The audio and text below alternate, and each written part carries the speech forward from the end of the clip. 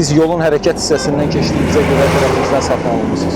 Ad familiyanızı deyin, zəhmət olmasa şəxsiyyətinizi müəyyənləşdirsin. Ümid edirik ki, yəqin bu protokoldan sonra bir daha belə qayda pozuntusuna yol verməzsiniz.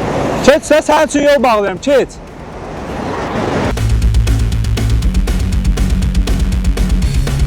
Ad familiyanızı deyin, şəxsiyyətinizi müəyyənləşdirsin.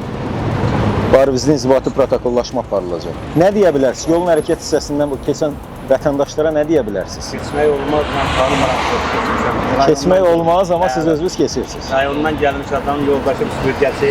Burada bilmədim mən. Desən ki, keçmərəm, keçər. Sizin öz təhlükəsiniz üçün keçiddən istifadə etməlisiniz. Ad familiyanızı təqdim edin zəhmət. Özünüz təqdim edin. Çəkirəm, nə olur ki? Aydın olun.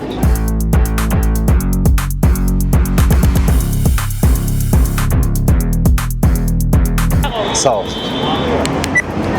Oy, bağışlayın. Burada cərməyi alsam, qaçır yola yerim olar. Bir dəqiqə. Bir dəqiqə yaxınlaşın.